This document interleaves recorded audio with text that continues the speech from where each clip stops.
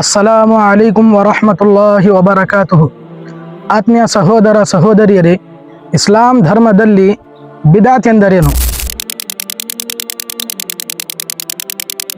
ಸ್ನೇಹಿತರೆ, ಧರ್ಮವೆಂದರೆ ಎರಡು ವಿಷಯಗಳು ಮಾತ್ರ. ಒಂದು ಅಲ್ಲಾಹನ ಪವಿತ್ರ ಗ್ರಂಥ ಕುರ್ಆನ್, ಮತ್ತೊಂದು ನಮ್ಮೆಲ್ಲರ ಪ್ರವಾದಿ ಮುಹಮ್ಮದುರ್ ರಸೂಲುಲ್ಲಾಹ್ ಸಲ್ಲಲ್ಲಾಹು ಅಲೈಹಿ ವಸಲ್ಲಂ ಹೇಳಿದ ಮಾತು ಹದೀಸ್. ಈ ಎರಡನ್ನು ಬಿಟ್ಟು ಮೂರನೇ ದಾರಿಯನ್ನು ಅನುಸರಿಸುವವರು ಎಂದಿಗೂ ಯಶಸ್ವಿಯಾಗುವುದಿಲ್ಲ. ಇವತ್ತಿನ ಕಾಲದಲ್ಲಿ ನಮ್ಮ ಅನೇಕ ಮುಸ್ಲಿಮರು ತಮ್ಮ ಅಭಿಪ್ರಾಯದಲ್ಲಿ ಒಳ್ಳೆಯದು ಎಂದು ಭಾವಿಸುವುದನ್ನೇ ಧರ್ಮದ ಭಾಗವನ್ನಾಗಿ ಮಾಡಿಕೊಳ್ಳುತ್ತಾರೆ. ಸ್ನೇಹಿತರೆ, ಬನ್ನಿ ಇದರ ಬಗ್ಗೆ ಸರಿಯಾದ ಉತ್ತರ ತಿಳಿದೋಣ.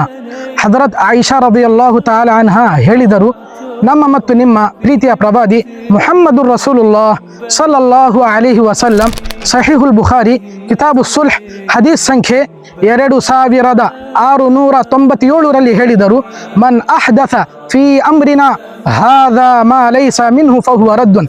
ನಮ್ಮ ಧರ್ಮದಲ್ಲಿ ಇಲ್ಲದ ಹೊಸ ವಿಷಯವನ್ನು ಯಾರು ಸೇರಿಸುತ್ತಾರೋ ಅದು ಸ್ವೀಕರಿಸಲಾಗುವುದಿಲ್ಲ.